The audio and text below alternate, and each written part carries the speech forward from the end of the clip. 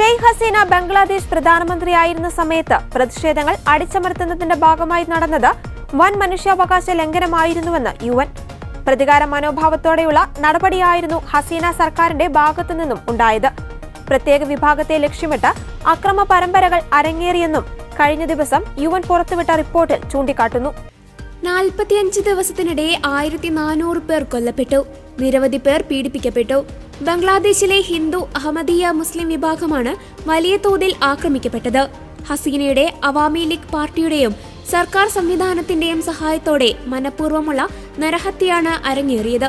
മനുഷ്യകുലത്തിനെതിരെ നടത്തിയ ഗൂഢാലോചനയായിട്ടാണ് ഇതിനെ UN കാണുന്നതെന്നും റിപ്പോർട്ടിലുണ്ട്. ബംഗ്ലാദേശ് ഇടക്കാല പ്രധാനമന്ത്രി മുഹമ്മദ് യൂനുസ് UN റിപ്പോർട്ടിനെ സ്വാഗതം ചെയ്തു.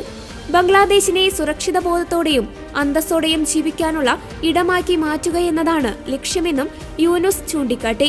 കഴിഞ്ഞ വർഷം ജൂലൈ 1 മുതൽ ആഗസ്റ്റ് 15 വരെയുള്ള സംഭവങ്ങളെയാണ് UN പരിശോധിച്ചത്. ഇതിനായി ഇരകളായവരിൽ നിന്ന് UN പ്രതിനിധികൾ നേരിട്ട് പോയി വിവരങ്ങൾ ശേഖരിച്ചു. വീഡിയോകളും ഫോട്ടോകളും സംഘടിപ്പിച്ചു. കൊല്ലപ്പെട്ടവരിൽ 12 മുതൽ 13% വരെ കുട്ടികളായിരുന്നുവെന്നും റിപ്പോർട്ടിലുണ്ട്. സർക്കാർ ജോലിക്കുള്ള സംവരണവുമായി ബന്ധപ്പെട്ട് നടന്ന വിദ്യാർത്ഥി പ്രക്ഷോഭമാണ് കഴിഞ്ഞ വർഷം ബംഗ്ലാദേശിൽ വലിയ കലാപത്തിലേക്ക് എത്തിയത്. അക്രമം രൂക്ഷമായതോടെ ഷെയ്ഖ് ഹസീനയ്ക്ക് രാജ്യത്ത് നിന്ന് ഒളിച്ചോടേണ്ടി വന്നു. തുടർന്ന് ഇന്ത്യയാണ് ഹസീനയ്ക്ക് അഭയം നൽകിയത്.